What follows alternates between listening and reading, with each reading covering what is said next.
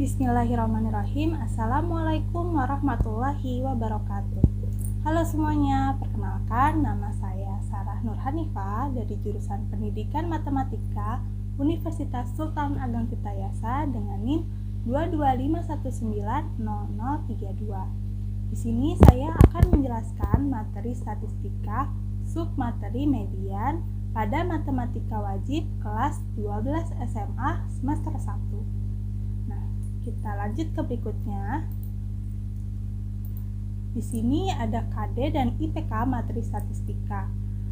KD yang pertama yaitu 3.2, menentukan dan menganalisis ukuran pemusatan dan penyebaran data yang disajikan dalam bentuk tabel distribusi seperti ini dan histogram seperti yang di bawahnya.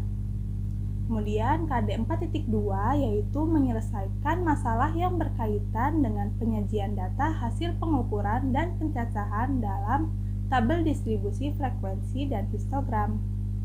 Kemudian untuk IPK KD 3.2 yaitu menganalisis ukuran data pemusatan median pada data tunggal seperti ini dan data per kelompok seperti yang di bawahnya. Untuk IPK KD 4.2 yaitu menyimpulkan penyelesaian masalah kontekstual berkaitan dengan ukuran data pemusatan median pada data tunggal dan data berkelompok. Kemudian, kenapa sih kita perlu belajar median? Nah, pernahkah kamu merasa bingung bagaimana cara menentukan keputusan dalam permasalahan yang kamu temukan dalam kehidupan sehari-hari? Pastinya pernah dong ya.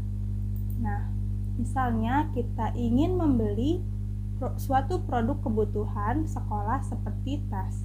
Dalam menentukan pilihan tas yang akan dibeli, kita perlu mempertimbangkan harganya juga dong ya.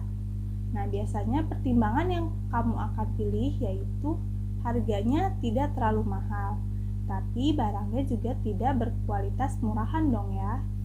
Nah, kemudian saat kamu ingin membeli, terdapat beberapa tas dengan harga tas yang ditawarkan sebagai berikut. Ada tas yang seharga 200.000, 150.000, 100.000, 250.000, dan harga tas 300.000. Harga dan kualitas tas yang paling pas adalah yang berada di tengah-tengah harga tas termahal dan tas termurah. Nah, kemudian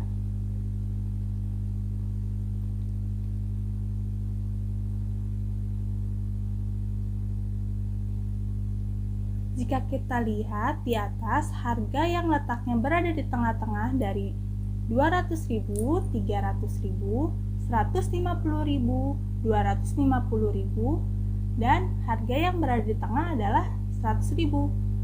Nah, kemudian apakah 100.000 merupakan harga yang berada di tengah-tengah antara harga tas termahal dan termurah?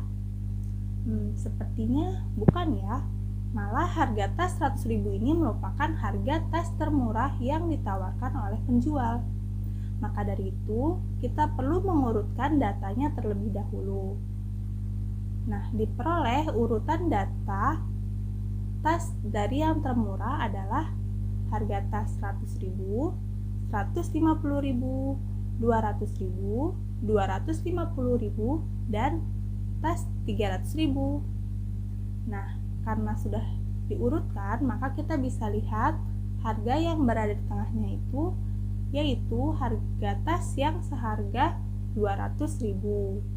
Nah, inilah tas yang akan kita pilih dan sesuai dengan kriteria yang akan kita beli.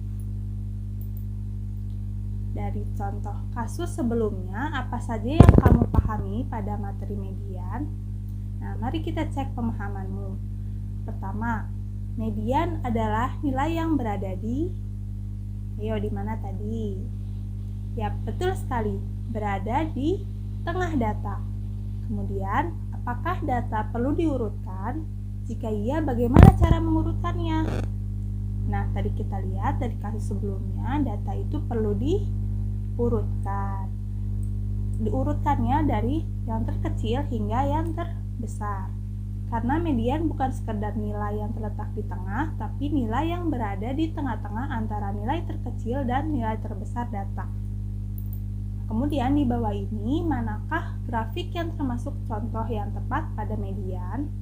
Nah, di sini ada grafik A, total datanya ada 50, dan yang ditunjuk oleh arah panah itu perkiraan letak median, dan pada bagian ini mencakup data ke 23 sampai ke 30. Untuk grafik B, ini total datanya adalah 54, perkiraan letak mediannya ada di yang ditunjukkan arah panah itu katanya ya. Dan pada bagian ini mencakup data ke 31 sampai data ke 42. Apakah benar grafik A dan grafik B ini merupakan contoh median? Nah, kalian bisa teliti dari total datanya dibagi dengan 2. Nah, menurut kalian apakah benar? Oke, kita cek ya. Grafik A ini totalnya adalah 50. 50 dibagi 2 adalah 25, maka mediannya berada di data ke-25. Nah, ternyata benar ya, data ke-25 ini berada di perkiraan letak median yang dijelaskan. Karena itu mencakup data ke-23 sampai 30. Sedangkan grafik B, total datanya adalah 54. 54 dibagi 2 adalah 27. Data ke-27 ini tidak berada di perkiraan letak median, karena perkiraan letak median ini mencakup data ke-31 sampai 42. Maka grafik B bukan contoh dari median. Seperti itu ya penjelasannya. Baik, terima kasih telah mendengarkan penjelasan dari saya. Selebihnya kalian bisa pelajari lebih lanjut melalui modul dan LKPD yang telah saya buat. Terima kasih telah menyimak. Wassalamualaikum warahmatullahi wabarakatuh.